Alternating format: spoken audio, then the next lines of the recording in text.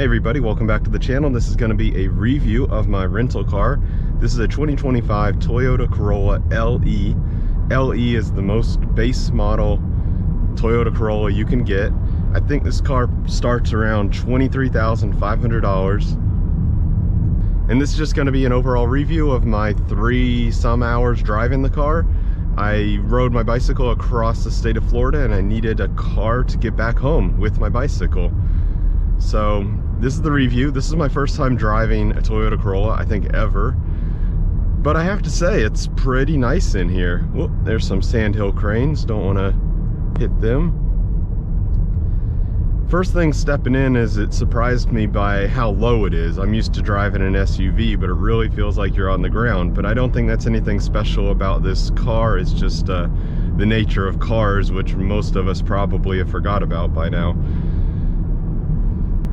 This is the base model Corolla, and it has the 2-liter 4-cylinder engine, no turbo, I think around, I don't know how much horsepower. Doesn't really matter, it's not fast, but it gets the job done. And it's connected to a CVT transmission. Everybody hates a CVT, and honestly, I don't like it that much either. It's not, I guess there's two things you can look at when you talk about CVT. It's the longevity, is it gonna last? And I think Toyota is known to have a good CVT. It's gonna last. And then the driving characteristics, and that's kind of where it's not so fun. You can feel when you accelerate with this car, it's not quite that nice. Has some like kind of dead spots and kind of unevenness. It's not that bad. I think it's the type of thing you'd totally get used to after driving it a bit. But it is there. It is a little less nice than a normal, 6-speed auto. But I don't want to over-exaggerate that problem. I think it's fine. I drove this 3 hours across the state and got totally used to it. Other things about driving it, one thing I noticed is it doesn't have a push-button start, at least this particular model, which is fine. It's a little bit nice to be able to sit your keys down and not worry about it, but it's a traditional, at least in this model, it's a traditional start. We have cloth seats in here, which are quite nice. Overall, there we are accelerating. Yeah, it's almost a little bit surgy. Little bit, not saying a lot, just a little bit. Overall though, the interior is quite nice, I think anyway. I'm not that picky about interiors, but everything is nice. It's all plastic, of course, but it feels good to me. It's a quiet, fairly quiet interior once you're up to speed. That said, speaking about the sound, there's a bit of sound when accelerating from the engine and the drivetrain. It's not the quietest car, but it is an economy car, not just in fuel economy, but in price and everything. So it's kind of as expected, but it is way better than like the older economy cars from the early 2000s, for instance. And once you're up to speed, it sounds pretty quiet to me. One really good thing about this car is the fuel economy. I don't know exactly what the stats are, but you can get an average, and right now I'm averaging 44. Now, a lot of the time I was going on State Road 50 here in Florida, where I had it set at 60 miles an hour, and I know that time I was getting over 50 miles per gallon. Now I'm in the city. It's brought it down some, but I know the fuel economy on this car is really good. I think you can easily get over 40 miles per gallon, which is pretty amazing. Overall, the technology in this car is pretty advanced. I think it's the type of car it's going to take you a couple weeks to kind of figure everything out, figure out how it all works. I was actually never able to get my Android synced with the car. My phone couldn't find the car couldn't find my phone, so I just ended up giving up on it. I was going to use it for the maps, but I ended up not doing that. But you can tell it's quite advanced. There's a lot going on, and even up here it does have the lane control feature and the distance. It maintains the distance to the car in front of you. And last time I used one of these was probably back in 2019. I rented a Volkswagen, and I gotta say, this one's way better. I remember there was some weird kind of edge cases where you would like pass a slower car. There's a car passing you and you want to pull in behind it, and the Volkswagen would slow way down to get that distance right. Whereas this car, it's a little more human-like, a little smarter. it just handles things a little more smoothly. So I really enjoyed that feature, and I used the whole trip back using the automatic distance. I don't know what it's called, auto cruise control or something like that, advanced cruise control. I don't know the name exactly, but that worked really well. And the lane keeping also worked really well, but it does want your input every once in a while, and if you don't give it that input, it'll start binging at you. It just doesn't want you to just like fall asleep and let it drive, although it feels like it could almost do that. I don't know what technology it's using to maintain the lane, but it's working pretty well.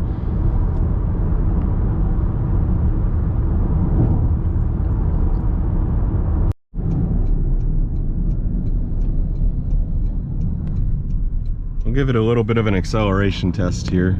Not too much, but okay. All right, that was, you know, about 5 miles an hour to 40. You know, accelerates plenty good. It's not a race car, but it definitely, you know, has some get up and go.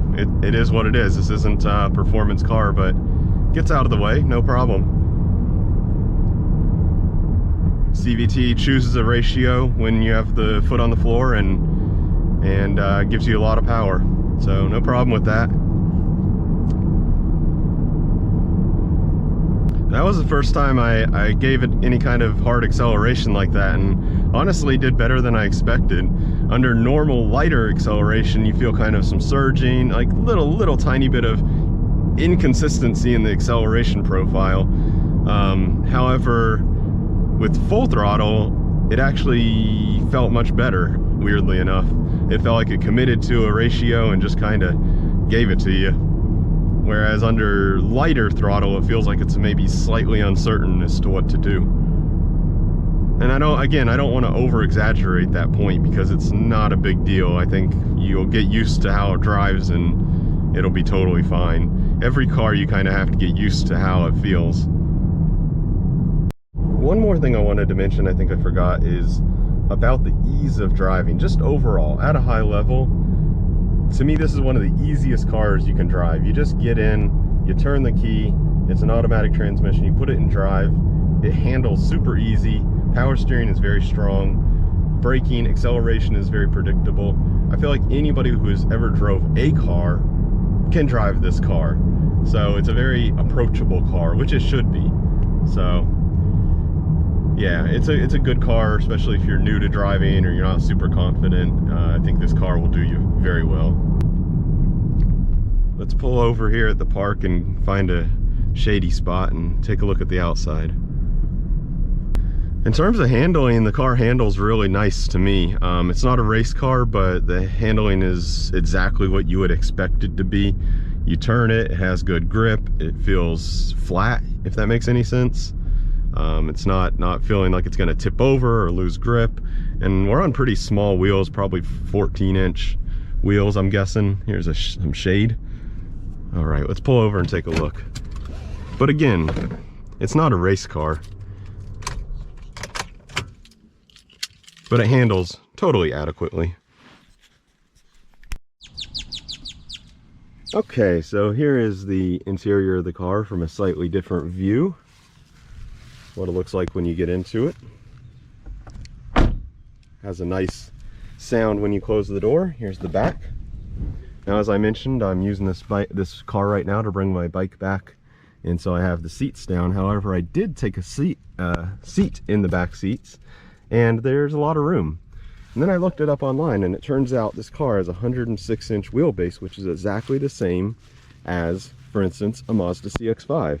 And the overall length is actually a couple inches longer than a CX-5. So that explains why there's quite a bit of room in the back seats.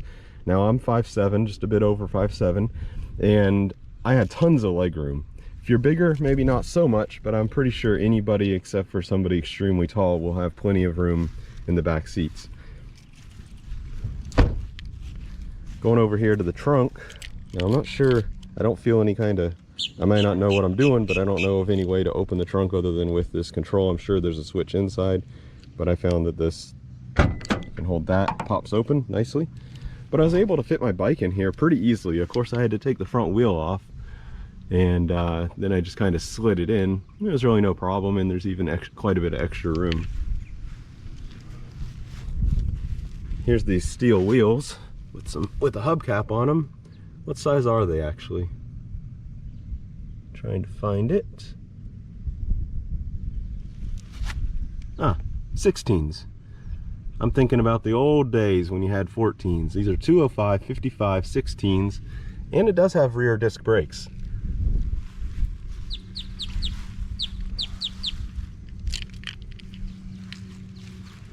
Little tiny window here for improved visibility, and the mirrors do fold in.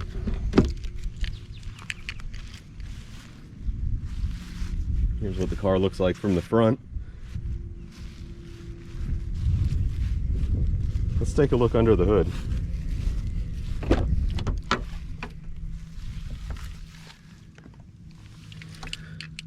It looks like your hood button.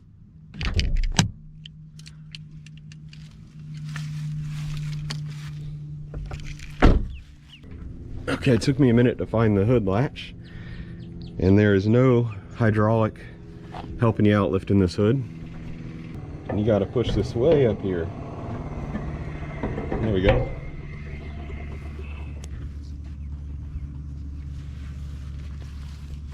So there we are under the hood. And there's the battery. Hello. Hi. And there's the fuse box. Air cleaner. Alternator. Here's your check engine oil stick, dipstick. One interesting thing that stood out to me is it's recommending 0W8 oil. That is so thin.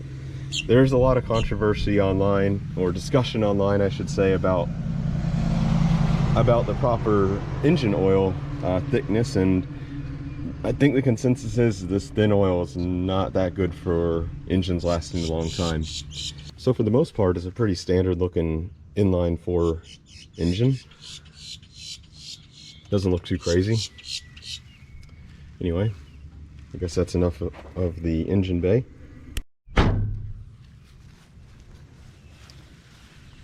The trunk lid falls down as well as the hood with kind of a hollow sound. It definitely doesn't have a luxurious sound to it, or a solid sound I should say.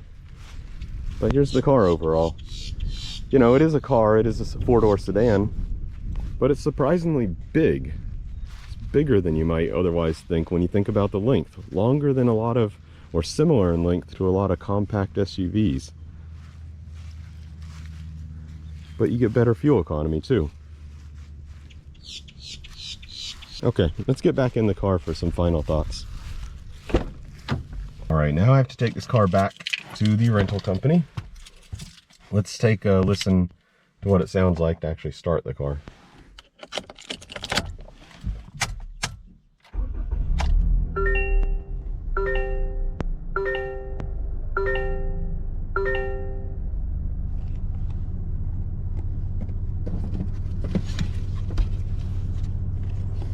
Eventually the screen comes up, gives me some warnings, which I don't really like.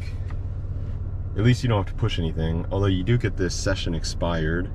Don't know what that means. I have to hit OK, and in a moment it tells me I need a pin. I don't want to do a pin, and now I can listen to the radio and stuff after quite a few buttons, which I find a little annoying. It could be a matter of learning.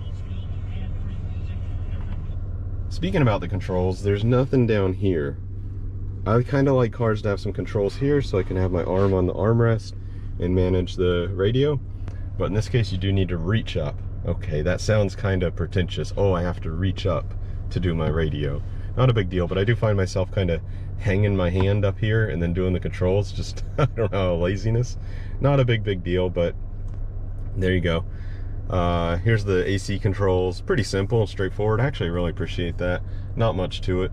Really what you've been used to for the past 20 years probably. You can control the fan speed. You can set it in auto mode just to set the temperature, whatever you want, which is, yeah, pretty nice, I guess. Turn that down so we can hear better. You have some kind of eco mode, but it's pretty standard stuff that's been around for a long time. The radio and all this stuff's a little bit more complex. You kind of have 3 things. You have this, then you have this stuff going on. One thing that was a little bit annoying is I was trying to charge my phone while driving, and I only had a USB-A in terms of the part you need to plug into the vehicle, and I could not find a USB-A. I found a USB-C right there. I found another USB-C there, no USB-A, so I was actually unable to charge my phone. Luckily I had a power brick, so I was able to charge it that way. Yeah, that's the only thing. I kind of wish that you didn't have to reach up here. It had some controls down here, but again, this is an economy car. This is the base model economy car. Everything else is really nice. Like it's very intuitive the way you operate things, other than quite a bit of button clicking to get the radio going. Maybe there's a setting where you can have it more automatic. You don't need to push a bunch of stuff just to listen to the radio, but I haven't figured that out yet. As far as like the dash cluster, the gauge cluster, it's pretty standard. You know, you got your speed, your gas, your RPMs, and your engine temperature. And then the information area is right here. The one I like is kind of your fuel economy and the distance to empty. Find those to be most useful. Also has your outside temperature. And then your lane technology, which is enabled or not enabled, as mentioned there. Of course, your windshield wiper controls here, and your headlight related controls are here. This one also has steering wheel controls, I should mention, which are pretty easy and intuitive too. You have like your lane controls and your cruise controls are here. It's really pretty complicated when you think about it, but if you've been driving a car for a long time, this is pretty standard. So I kind of, without much thinking about it, I knew how to handle that pretty easily. Not really sure what those ones do yet. And these, I believe, were related to changing the information up here, going through different modes and whatnot. So not a big deal. Volume control is here, which is nice. Overall, the car's, you know, nothing crazy. It might take you a couple weeks to fully figure out everything, but not a big deal. Nothing crazy. All right. It sounds like when I put it in park, it's automatically engaging the rear parking brake. You can hear it, yeah, and then when you take it off, you can hear it. Yeah. Anyway, I think that's about it for this car review. I should also mention there's something up here. I'll be totally honest. Other than the light, I don't know what all that stuff is doing. Something about airbags, doors. Yeah, beats me. This isn't a comprehensive review. This is just my take after 3 hours review. But to say that, let me see if I can do this without being too dangerous just while we're in the park, driving very slowly. My overall impressions with the car is actually really good. I don't know about the long-term reliability, but it is Toyota, so more than likely it's very good. I love the economy. The car drives really nice, lots of room in the rear seat, even enough room to put a bike. Yeah, if you're into sedans, which for me in my stage of life with my family, I'm not really looking for a sedan, but if you are in that stage of life where you need a very economical car in terms of fuel economy, it's probably a good buy. Personally, I might go for a used one, but whatever your choice there, it's a Toyota, you know. They're highly reliable vehicles. This one's very efficient on gas, and it's roomy, it's comfortable, it's a nice space to be in. Yeah. Overall, I'm pretty impressed with the car. A couple little nitpicks, I guess you could say, but overall, it's a nice car. It's a really nice car. And this one, by the way, only has 7,600 miles, so it's almost like new. And it shows. There's almost no wear anywhere on the car. It's in really good condition.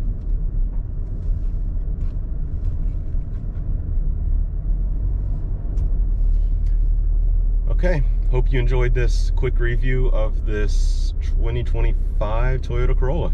Thanks for watching. Bye.